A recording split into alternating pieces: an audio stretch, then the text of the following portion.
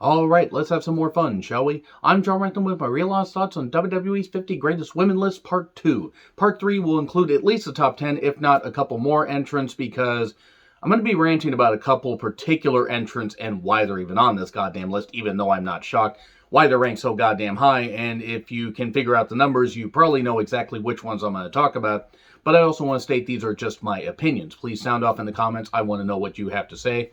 And check out Part 1 if you haven't already, because I enjoy praising and ranting about a few particular entrants because, of course, again, just my opinions. And I do want to say that this has created a wrestling Twitter firestorm, basically. And a lot of people are just, at each other's throats. If you're having healthy discussions about where your favorites are placed and everything, and, oh, they probably should have done this and this, that's fair. You guys can have fair discussions. I mean, that's, the great thing about being a wrestling fan. We can all have disagreements, agreements, whatever. We can have healthy discussions. If you are part of the stan culture, stan Twitter, that basically, you are dedicated to one particular wrestler or a couple particular wrestlers, and you are upset by anybody that doesn't love your favorite to the absolute obsessed devotion, fatal attraction-like devotion that you do, to the point that you are telling them to get injured, sick, or end their life, you are goddamn pieces of shit. You don't belong in the wrestling fan community. Grow the fuck up. Again, it is just wrestling. Now, I say that as somebody that is going to get fired up about some stuff on this list. But anyway, I left off talking about the Bellas, and I want to talk a little bit more about the Bellas before I move on from that. And they were entrant number 26. Look, I don't hate the Bellas as people. Brie and Nikki, they have children. They have husbands. They are building their brand. They are living their lives. I hope their kids grow up healthy. I hope they grow healthy. They grow old with their kids and everything and stuff like that. I hope everything works out as far as how they are outside the ring. My issue has always been with them inside the ring. I have never seen a Brie Bella match where I'm like, wow, I'm really glad I watched that. Nikki Bella, yes, she had a very good feud with Carmella because they were both about on the same goddamn level. And it was out of the title picture, so at least there was that. Now, Nikki did battle through a neck injury when she had her Divas Championship reign that really should have not gone as long as it did, but it was a spite reign because they were upset at CM Punk and AJ Lee and stuff like that. So yeah, maybe Nikki gets a little bit more unnecessary hate, but they extended that feud extended that reign way beyond what they should have. And also, I never thought that Nikki was all that good to warrant a championship reign beyond maybe a month. That's just my opinion. I'm sticking to it. Also, the Bellas feud. The growing up Bella segment, but I never told anyone until just now. I wish you died in the womb. I mean, yes, they probably didn't really want to say that shit to each other, but still, that was some of the flattest and most embarrassing stuff that has ever been put on WWE television, at least in the whole reality era or whatever fucking era that was. Guess it could have been the Authority era, but anyway, the whole point is I've never really cared for the Bellas inside the ring.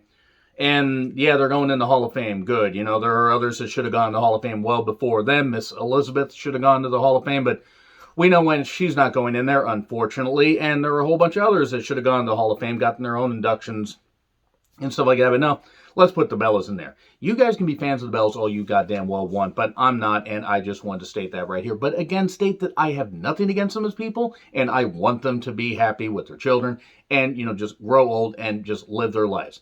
But as far as in the ring, I found them to be, quite frankly, more embarrassing more often than not. Anyway, we started with number 25, Io Shirai. Yeah, Io Shirai should be ranked about here. Now, I do have to say this much, that some of the shine has come off of her with this championship reign, even though she does bring it. And Io Shirai is one of the best in the world. She really is goddamn good.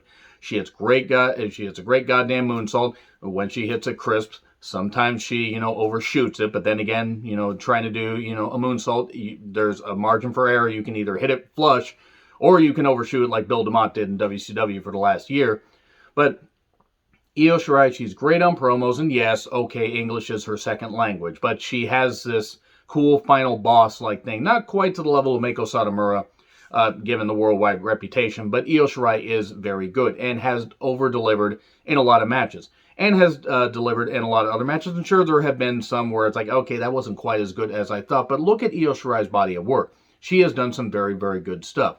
And does deserve to be ranked here. Now, I think Raquel Gonzalez should beat her at, TakeOver Stand and Deliver, which should still have Edward James almost as the MC. And I'm going to keep saying that, especially when I review the two-night event a little bit later. But Io Shirai should absolutely be on this list and ranked where she is. At least she was ranked above the Bellas. Because I would have definitely, thrown some goddamn bricks if she had been ranked below the Bellas, because Io Shirai on her worst day with, basically just sitting down could have a better match than Nikki or Brie could ever have on their best day. And yeah, Io Shirai is fucking terrific. I love Io Shirai. She is goddamn great. And now we get to number 24, Luna Vachon. Luna deserved way more than she got in the Attitude Era. I'm just going to say that right now. Now, she had been in WWE for a number of years before that. She was in Shawn Michaels' corner when he had that match with Tatanka at WrestleMania 9, which, yeah, WrestleMania 9. Thanks for reminding me of that. No, it's not their fault. But Luna, from there, she was with Bam Bam. She did a lot of really good stuff. She really did. And the fact that she had to sell for, a certain somebody that's going to be named later on this list, and she wasn't made the champion when her family had, bled and sweat and paid the price on a whole, in a whole bunch of countries and a whole bunch of, companies and everything over the number of years. Luna Vachon deserved a whole lot better, and it is a damn shame that she was not given, her just due during the Attitude Era, and she had great partnerships with Goldust. She was great with Goldust, the artist formerly known as Goldust, and she just had that voice, that intense voice, which I can't do, or otherwise I'm going to kill my voice, and I'm not going to be able to do the rest of the video, but just that almost death metal, screech that she had to her, but it was great stuff, and Luna was dedicated to wrestling and passionate about wrestling, and she is sorely missed. She's absolutely sorely missed, and it's really a damn shame that she didn't get more from WWE at their height, when they were in the Attitude Era, because could you imagine what you could have done with her had you utilized Luna to the best of her ability? Because she had that passion, she had that energy, and she was tougher than most of the guys in that era. I mean, she could take on most of the guys, she could do some good stuff, cut some good promos, and championship gold should have been in her future. Hell, you could have given her the hardcore championship had she been around that long to have that maybe in the year 2000, and it would have been believable, because Luna Vachon was believable and legit and is absolutely 100% sorely missed, and just had to praise her here, give her a shout, because I really do miss Luna, watching her stuff back, New Generation era and, some of the Attitude Era before, certain things led to her exit by an unfortunate, stupid twat, which we know who that is, and she will be ranted about soon. It is unfortunate that Luna Vachon was not able to achieve the success she should have, given the lineage and given her ability, promo and in-ring wise, and just the toughness. Anyway, we go to number 23, Stephanie McMahon. In what fucking universe? In what fucking universe does Stephanie McMahon deserve to be ranked in the top 20? Oh, she invented women's wrestling in WWE. No, I won't fucking hear that. And I want to say right now, Stephanie McMahon may not be as dumb as Dixie Carter when it comes to being an executive in a wrestling company, but Stephanie McMahon is basically the worst parts of Vince without any of the good parts. I'm just saying it. And Stephanie, yeah, she was the doe-eyed innocent girl and stuff like that, and was, part of the Black Wedding segment when Undertaker kidnapped her and everything, and maybe did really make her satanic, because, God, she really became satanic shortly after that. So thanks, Undertaker. Thanks, you goddamn jackass. You've given us Satan, Stephanie, for the last 21 goddamn years. And I'm sorry, if you think I'm going to be a bit unbiased here. No, I'm really not going to be. I also don't wish that anything bad happened to Stephanie as far as outside the ring or to her children and stuff like that. If her kids can grow up happy, that's fucking great. That really is fucking great, because Stephanie and Triple H, they have a bunch of kids that are going to carry on the family legacy, provided there's even wrestling by the time that they get to their late teens, early 20s. But Stephanie McMahon, as far as an on-screen character, okay, her and Triple H back in 2000, that made sense. And Stephanie being, at times with her dad, at times not with her dad, the GM of SmackDown, feuding with her dad at No Mercy 2003, and doing other stuff. There were some times where I didn't mind Stephanie, in all honesty. But there are also people that say, oh, well, Stephanie was, she did so much for women's wrestling and everything. Have you guys seen some of the, have you guys seen some of the stuff that she's been involved in? She's emasculated men and women. Nobody has ever really gotten, a one-up on her. And I'm not talking about an extra life from Super Mario, except Ronda. And even then, Stephanie McMahon was blocking the armbar of the most feared fighter in, mixed martial arts. And sure, Ronda Rousey has her own issues, and she's obviously going to be in the top 10 because she wasn't ranked she wasn't ranked in this portion of the list. Oops, spoiler. Even though if you've seen the list and you just want to know my thoughts, you already know that. But Stephanie McMahon, let's look over some of the stuff. Like, let's look at, I don't know, the match she had with Trish at No Way Out 2001 actually was way better than I expected, and I will give her credit for that. Now, the Women's Championship reign she had the year prior, like where she, I believe, beat Jacqueline, if I recall correctly, that was stupid. And here's why it was stupid. Now, I understood at first, maybe if you had it go for like just, a month and stuff like that, and interference on TV, and then somebody finally beat her, fine. This went on forever. And even though it didn't go on for a goddamn year, it sure felt like it did. And Stephanie really started to get annoying by that point. And then we had the aforementioned match with Trish at No Way Out 2001. And then she got involved in the Shane versus Vince match at WrestleMania 17. Then she was part of the Alliance and stuff like that. And, the ECW, WCW Alliance and stuff like that. And boy, that was really, that was a real shit fest. Because Stephanie having anything to do with being extreme except for, certain things, I really don't know why in the world anybody would have bought Stephanie as being in charge of ECW. Oh, wait, Vince just wanted to put his kids in charge of that because he wanted to make sure the invasion angle had the legs cut out from under it, even though it was already dragging itself just to the starting line, before the thing even got kicked off.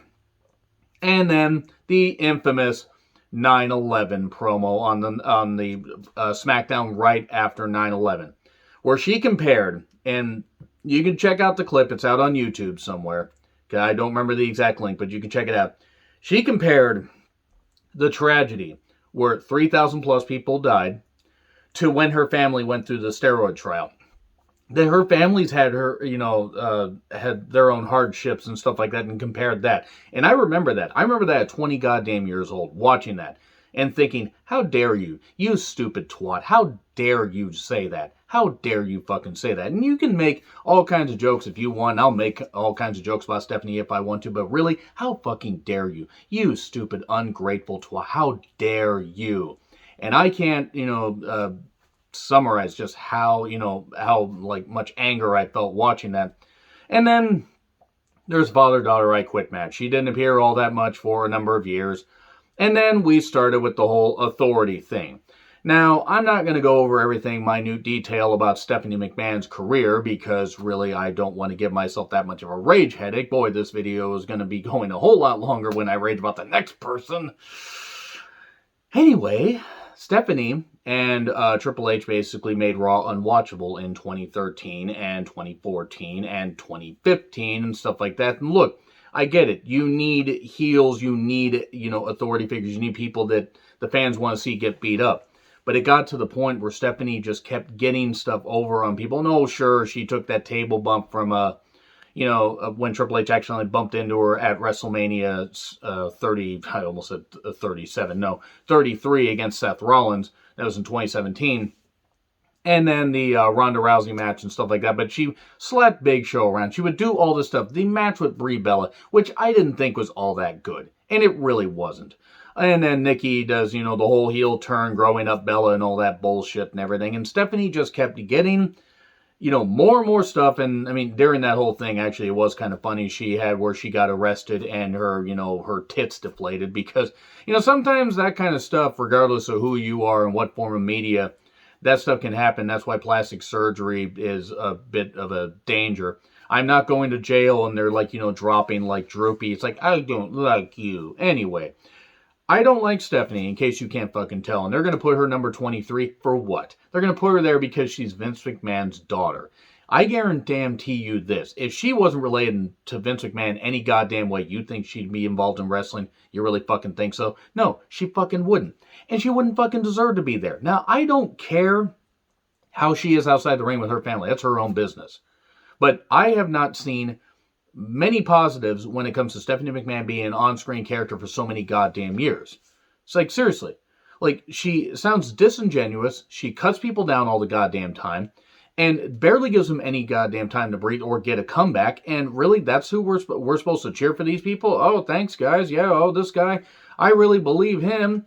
I mean, granted, the Big Show by that point was beaten in the fucking powder, but it's like, hey, we're just going to have Big Show emasculated and doing all this stupid shit and everything. And Stephanie's going to be doing, her stuff and being the authority and stuff like that. And all it basically did was highlight that when Vince McMahon does pass away, it's going to be taken over by his idiot daughter and his doofus son-in-law and the rest of his stupid family. And Stephanie is not going to run the company all that good. She's just not going to. And I could go into a list of, other shit that she has done. But Stephanie McMahon, that stupid twat, does not deserve to be ranked number 23. I wouldn't have ranked her at all, but I knew she was going to be. I'm amazed they didn't put her in the top 10. I'm really fucking amazed they didn't put her in the top 10. But yeah, for the post 9/11 SmackDown thing alone, she deserves to be put on here. That's fucking revolting. And you can't chalk it up to youth. She knew what she was saying. She's disingenuous, and she deserves to be fucking ridiculed for that shit, especially as an on-screen character.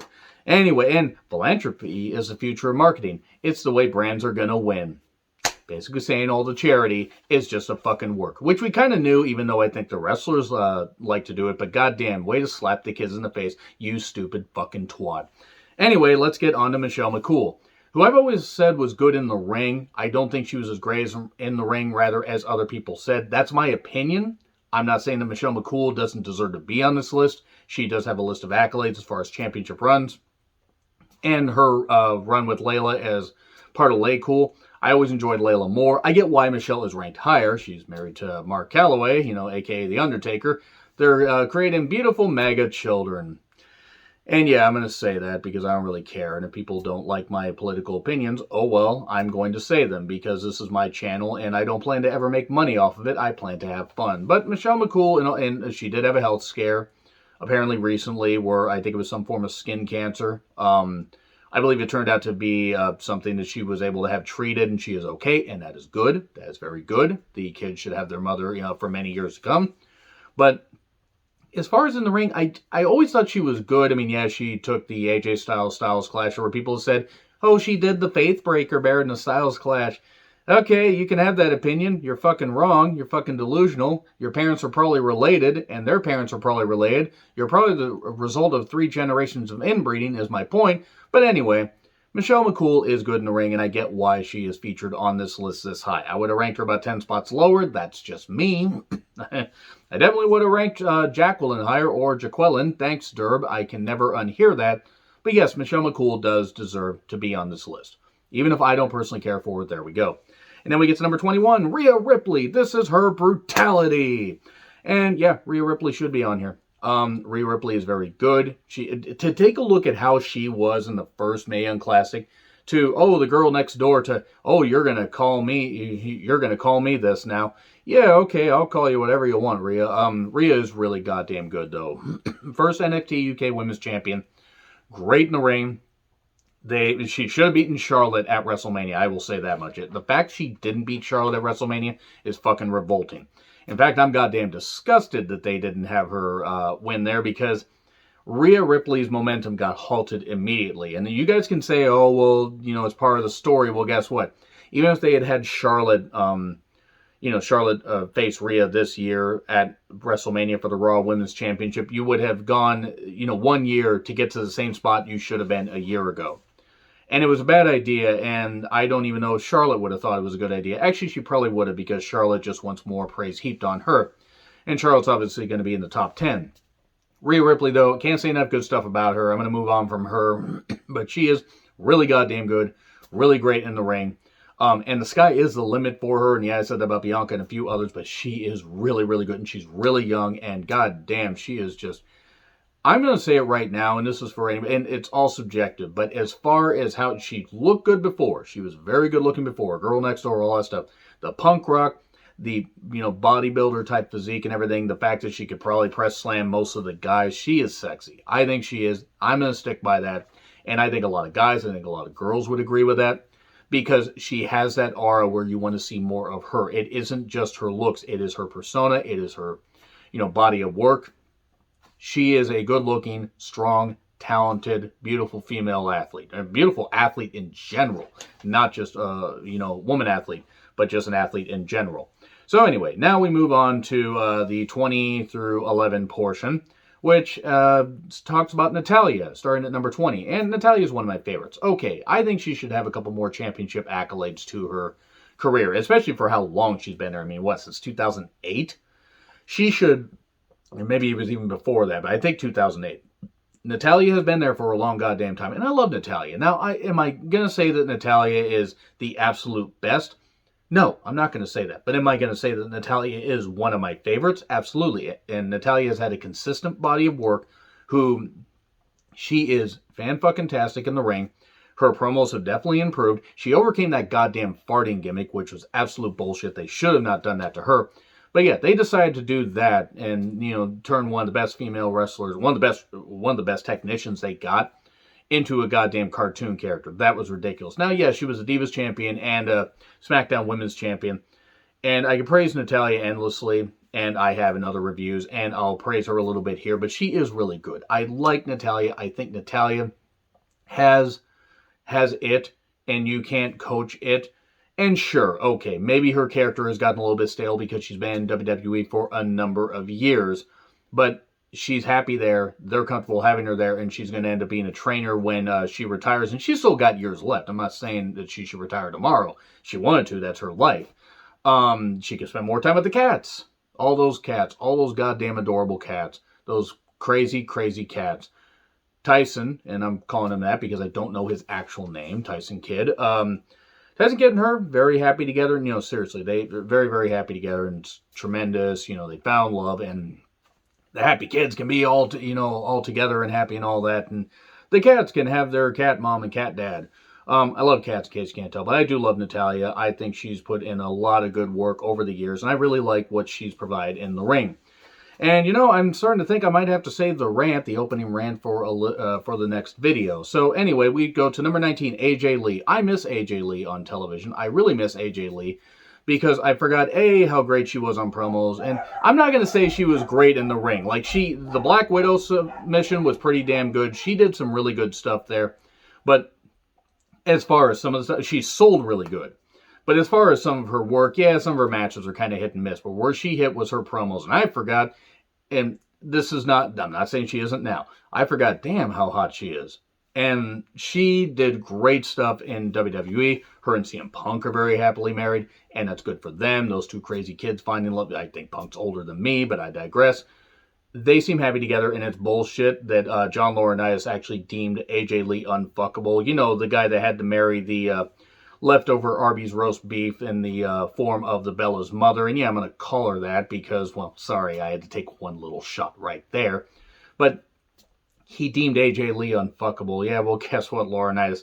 You're goddamn lucky you were able to marry into a family that, quite frankly, means a lot more than anybody outside of your brother ever meant in your family. You goddamn fucking idiot. But AJ Lee overcame a lot. It's sad that her last match was at WrestleMania 31, teaming with Paige against the Bellas, but it is what it is. They couldn't possibly have the title defended at WrestleMania because Nikki was dealing with a bad neck, and also they had to have Sting buried by Triple H. That was a great idea. This is off topic. AJ Lee was very good. Very good as a Raw GM. Brief time. Wish they would have kept her going. And she really was fucking tremendous to watch. Just great, crazy chick. Crazy bitch, from, God, what the fuck is that goddamn band that popped into my head? Buck Cherry popped into my head right there. But I think AJ Lee is really fucking good, really fucking tremendous, and absolutely goddamn dynamite. I would love to see her back on television, but I don't think we ever will. And then we're going to get to number 18. This is actually where I'm going to end it. Shayna Baszler. Admittedly, her longest reign as NXT Women's Champion did get stale, did get old. The matches were good at times, but you knew how they were going to end. And eventually, long title reigns are hard to book in this era because people are going to get bored, it's going to get stale, and they're going to get fucking annoyed with it. Now, Shayna is very good and has been doing her best as far as being NXT women, not NXT, but women's tag team champion with Nia Jax, because she's been having to shoulder that load and probably herniate every disc in her back carrying the diseased water buffalo that is Nia Jax. But Shayna Baszler is quite good in the ring. And she's no nonsense, and I appreciate that. I've grown to appreciate more of her stuff because at least she takes herself seriously without also taking some things outside the ring so seriously. She lives her life, she does what she does, and that's great. And I can't really fault her for that because she is quite good.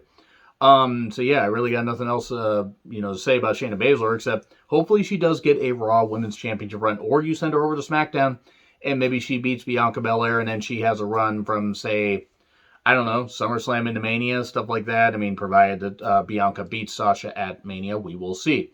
But yeah, I'm going to cut this off here. So actually, I have at least one more video to do, possibly two. We will see. Let me know your thoughts in the comments. Like, share, subscribe, Twitter handle in the description. I'm John Ritlin. I'll see you soon.